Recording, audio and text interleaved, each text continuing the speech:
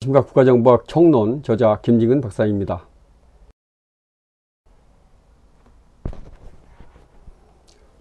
오늘은 파트 2 정보활동 업무 영역 중에서 제4장 국가정보생산 활동에 대해서 요약합니다. 이 중에서도 제4장 국가정보생산활동 중에서 1절 정보순환 개관과 정보요구 및 기획 단계에 대해서 요약 설명드리도록 하겠습니다. 지난번 국가정보학의 출제 경향을 분석해서 설명드렸던 적이 있는데 파트 2는 전체 출제 문항에서 51%의 비중을 두고 출제된 매우 중요한 파트가 되겠습니다. 이 중에서도 4장은 정보생산활동인데 가장 많은 비중을 두고 출제된 장이기도 합니다. 그래서 최근 5년 동안 총 85문제, 7구급 포함해서 85문제가 출제된 바가 있습니다. 먼저 제1절 정보순환 개관에서 정보순환 개념 부분, 개요 부분과 개념 부분이 되겠습니다. 정보순환 국가정보기관이 기획에 따라서 첩보를 수집하고 이것을 분석해 정보를 생산한 뒤 정책 공동체에 제공하는 과정입니다. 여기서 중요한 점은 순환이 무제한 반복이 아니라 적시성을 확보해야 한다는 것입니다. 제때 제공되지 않은 정보는 활용 가치를 잃게 됩니다. 또한 정보순환은 직선적인 흐름이 아니라 단계들이 유기적으로 연계되고 상호 보완되는 구조입니다. 각 단계가 작은 순환을 이루어 동시에 진행될 수가 있습니다. 무엇보다 중요한 것은 정책 공동체와의 환류입니다. 피드백인데요. 정책 담당자의 평가와 새로운 요구는 다시 수집 분석 단계에 반영되며 이 과정을 통해서 정보는 보완 발전됩니다. 정리하면 정보순환은 정보기관이 정책 공동체를 위해서 적시에 필요한 정보를 제공하는 순환적, 탄력적인 체계라고 할 수가 있습니다.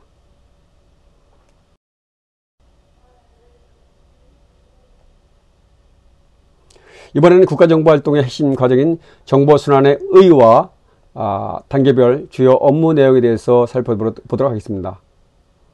먼저 정보순환의 의미입니다. 정보순환이란 국가정보기관이 체계적인 기획 아래 첩보를 수집하고 이것을 분석 생산해서 정책 공동체에 제공하는 일련의 과정을 말합니다. 여기에는 두 가지 관점이 있습니다. 광유의 정보순환은 정보의 요구에서 시작하여 전파 사용 그리고 환류까지 포함하는 넓은 개념입니다. 즉 정책 공동체가 정보를 사용한 뒤 나타나는 문제점이나 추가 요구사항을 다시 정보 생산으로 연결되는 피드백까지 포괄을 하는 개념입니다. 반대로 협의의 정보순환은 수집, 분석, 생산, 배포까지의 과정을 정보기관 내부 범위로만 한정합니다. 이 경우 환류 과정은 제외되며 단일한 순환으로 이해가 될 수가 있습니다. 다음으로 정보순환의 단계별 주요 업무 내용을 정리해 보도록 하겠습니다. 먼저 기획 및 지시 단계에서는 정책 공동체의 요구를 확인하고 수집 계획을 수립하며 수집 기간을 지휘 점검합니다. 수집 단계에서는 인적인 기술적인 수단을 활용하여 첩보를 확보하는 과정입니다. 처리 단계에서는 수집된 자료를 대조, 평가, 분류하고 필요한 경우 관련 기관에 전달합니다. 또 생산 단계에서는 첩보를 종합적으로 해석해서 완전한 형태로 정보를 작성하는 단계가 되겠습니다. 이것은 전파 단계에서는 완성된 정보를 정책 결정자에 제공하게 되는 것이고요. 또 사용 및 환류 단계가 있는데요. 정보 사용자가 정보를 사용한 후에 피드백을 통해서 정보순환 단계가 완료되는 것이 되겠습니다. 여기서 주목할 점은 처리와 생산이 거의 동시에 일어나며 평가와 분석을 거친 것이 바로 이제 정보, 그렇지 않은 것은 바로 첩보라는 점입니다. 정리하면 정보순환은 단순히 정보를 만들어 전달하는 어떤 직선적인 과정이 아니라 광의와 협의의 범주 그리고 단계별 업무의 특성을 이해할 때 비로소 국가정보활동의 실체를 올바르게 파악할 수 있는 개념입니다. 이어서 4번, 5번, 6번 기관 및 학자가 주장하는 정보순환의 구분에 대해서 알아보도록 하겠습니다.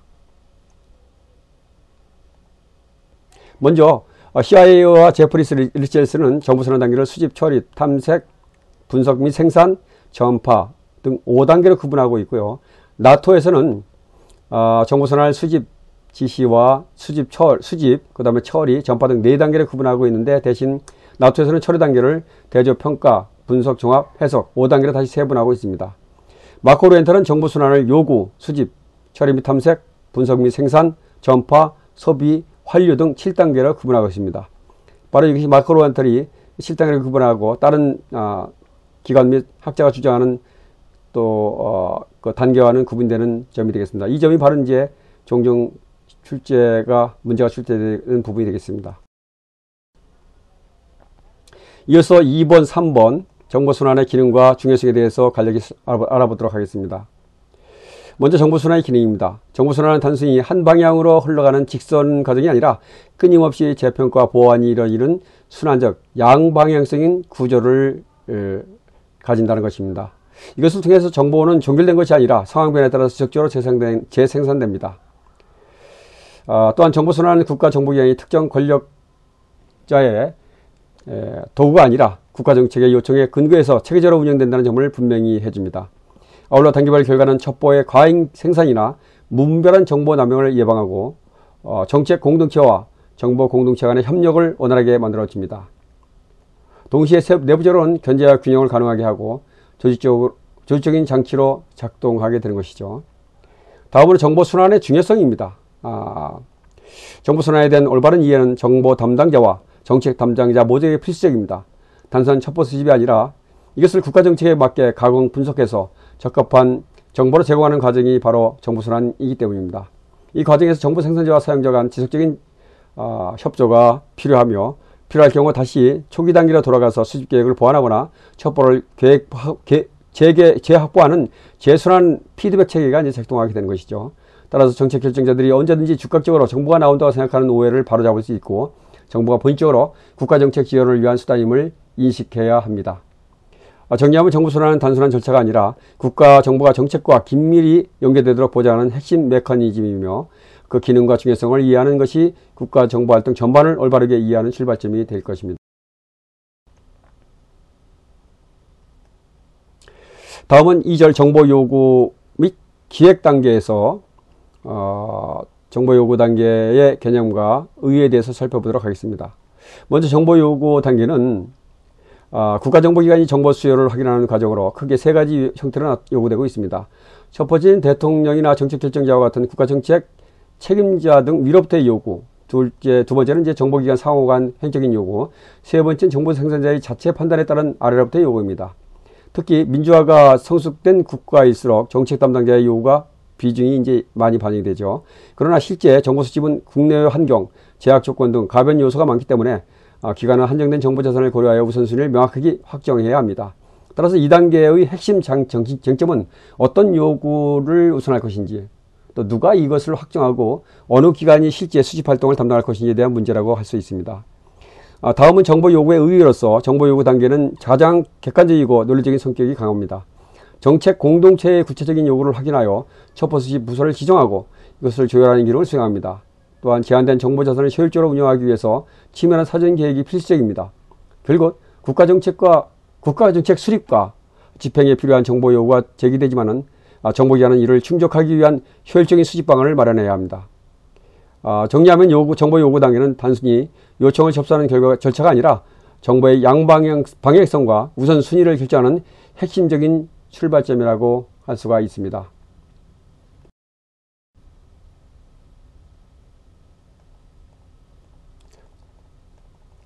정보 요구 단계에서는 중요한 것이 어떤 요구를 하느냐가 그 요구가 어떤 성격을 가지냐 하는 것입니다. 먼저 정보 요구의 주체는 세 가지로 구분됩니다.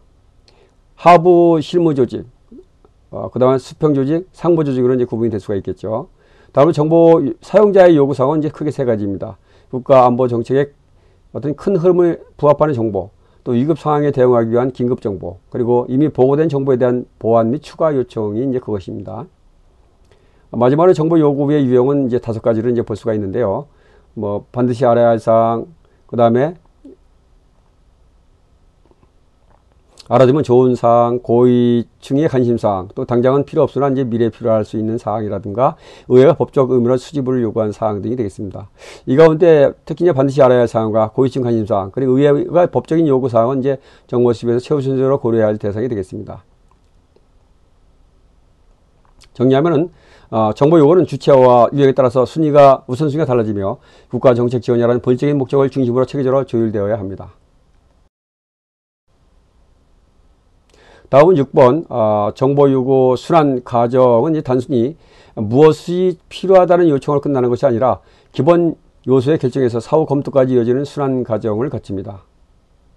먼저 기본 요소 결정 단계에서는 수많은 요구 중 어떤 정보를 우선 충족할 것인지를 판단하여 핵심 첩보 요소를 확정합니다. 이것은 전체 수집 활동의 출발점이 됩니다. 다음으로 첩보 수집 계획서 작성 단계에서는 수집할 첩보와 관련된 배경, 수집 기간, 보고 시기, 식별 기호 등을 포함한 체계적이고 논리적인 계획을 수립합니다. 이 문서는 실제 수집 활동을 구체적으로 이끌어가는 지침 역할을 합니다. 이후 명령 하달 단계에서는 계획된 임무를 각 수집 기관에 전달합니다. 이 과정에서 충분한 시간 확보와 함께 보완 대책 마련이 필수적입니다. 마지막으로 이제 사후 검토 단계에서는 요구자가 수집 기관의 활동이 본래의 요구 방향에 부합되는지를 지속적으로 점검하고 필요시 수정 지도를 통해서 정확성을 높여갑니다. 결국 정보 요구의 순환 과정은 우선순위 설정, 체계적인 계획 수립, 임무 전달, 사후 검토와 피드백이라는 일련의 과정으로 이루어지며 이것을 통해서 정보 수집 활동의 효율성과 정확성이 이제 보장이 된다고 볼 수가 있습니다.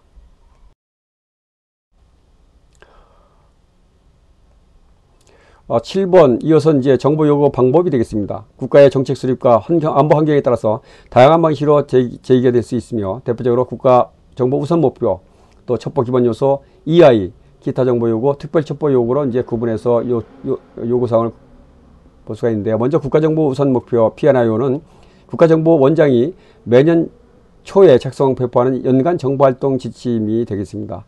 그래서 모든 정보기관의 수집활동의 기본 틀을 제공해 주는데요. 국가정책 수립에 필요한 첩보 수집 방향을 제시하며 군사정보의 경우 정보본부와 협조해서 조율을 하게 됩니다. 이것은 미국의 국가정보국장, DNI 국장이나 영국의 이제 합동정보위원회가 담당하는 체계와 유사합니다. 둘째는 이제 첩보 기본 요소 EI는 PNIO를 기반으로 각 정보기관의 구체적인 수집 계획을 세울 때 설정하는 세부 요구사항입니다. EI에는 수집 대상, 방법, 기간, 담당 부서 등이 포함되며 각 기관의 능력과 자산을 고려해서 현실적으로 작성됩니다. 세 번째 기타 정보 요구는 PNIO에 포함되지 않았거나 후순위에 있던 항목 중 새롭게 중요성이 높아진 이제 사안에 대한 요청입니다. 급변하는 국제 정세나 돌발 상황에 따라서 정책 담당자가 우선순위를 상향 조정할 필요가 있을 때 발생합니다. 마지막으로 특별 첩보 요청은 긴급 상황에서 즉각적으로 제기되는 첩보 수요가 되겠습니다. 기존 계획에 포함되지 않은 사안이라도 신속히 대응할 수 있도록 요청되며 형식에 구애받지 않고 배경, 내용, 수집기간, 보고 시기 등을 명시해서 처리됩니다. 결국 정보 요구는 국가정보 우선 목표를 기반으로 세부 EI가 발전이 되고 또 국가정보 우선 목표에 포함되지 않은 긴급 대응, 그 다음에 OIR 등으로 이어지는 다층적인 구조를 통해서 국가정보 체계의 유연성과 효율성을 보장해주고 있습니다. 다음은 이제 국가정보 우선순위의 결정 방법이 되겠습니다. 정보 우선순위 결정은 이제 제한된 물적 자산을 효율적으로 활용하기 위한 필수적인 과정입니다. 국가정보기관이 충분한 수집력을 갖추고 있다면 다양한 정보 요구를 국가정보 수집 계획에 따라서 수행할 수 있는데 현실적으로는 정보 자원의 한계로 인해서 우선순위 설정이 이제 불가피한 것이죠. 이것을 위해서 먼저 국가정보 우선 목표 PNIO가 설정되며 이것은 이제 각 정보기관이 활동의 방향과 우선순위를 설정하는 이제 기본 지침이 됩니다. 이어서 각 부문 정보기관은 PNIO를 토대로 해서 첩보 활동 기본 요소인 EI를 발전시키고 세부 수집 목록과 절차를 마련하게 되는 것이죠. 그러나 국제정세 변화나 긴급 상황이 발생할 경우 기존의 PNIO와 EI는 대응이 이제 부족할 수가 있는데 이때 정책 담당자들의 요청에 따라서 기타 정보 요청인 OIR이 작성되어 새로운 우선 처리가 이제 가능해지는 것이죠. 마지막으로 이제 PNIO, EI, 그다음 OIR에 포함되지 않은 긴급한 수집 수요는 이제 특별 첩보 요청을 통해서 처리가 됩니다. 결국은 이제 정보 우선 순위 결정은 이제 PNIO, EI, OIR, SRI라는 다층적인 절차를 통해서 제한된 자원을 합리적으로 배분하고 변화되는 안보 환경에 신속히 대응할 수 있도록 하는 것 체계라고 볼 수가 있습니다. 미국의 정보 요구 계획에 대해서 설명을 드리도록 하겠습니다. 정보 요구 계획은 이제 국가안보 정책과 군사작전 수행의 이제 필수적인 과정이죠. 먼저 이제 미국의 정보 요구 요구 계획을 한번 살펴보면요. 부시행정부에서는 국가안전 안보 정책 지침을 통해서 정보 공동체의 전반적인 활동 방향을 이제 설정을 하고, 이 지침은 이제 정권 교체와 상관없이 국가 차원의 지속적인 지침으로 작동되고 있습니다. 이것을 기반으로 해서 국가정보우선 계획이 이제 작성이 되고요. 이 국가정보우선 계획이 이제 5년 단위로 예산 주기 계획으로 현재 시점에서 국가정보의 우선순위를 설정하고, 이것을 구체화하여 매년 국가정보우선 목표를 작성하게 됩니다. P&IU는 확정 이후에도 대통령과 국가안보회의가 상황 변화를 반영해서 재검토할 수가 있습니다. 한편 국방정보 요구는 평시와 전시로 이제 구분해 볼 수가 있습니다. 평시에는 전략정보를 중심으로 국가정보원의 P&IU를 기반으로 국방부 장관, 합참의장, 군사정보 소유기관의 요구를 종합하여서 군사정보 요구를 작성합니다. 그래서 이 군사정보 요구는 분기별 수집 중점과 첩보 요청을 포함해서 군사정보 수집기관에 전달하게 되는 것이죠. 전시에는 단기 작전 전술 정보에 집중하며 국방부 장관과 합참의장이 작전 단계별로 요구를 종합해서 전시 첩보 수집 계획을 작성하고 작전 계획 부록과 야전 예기 부록을 통해서 모든 수집기관에 배포됩니다. 정보 요구와 충족 과정에는 몇 가지 특징이 있습니다. 정보 요구자들은 가능한 모든 정보 수집을 원하지만 우선순위 설정이 필수적이며 정보 사용 부서와 수집기관 간 긴밀한 협조가 요청됩니다.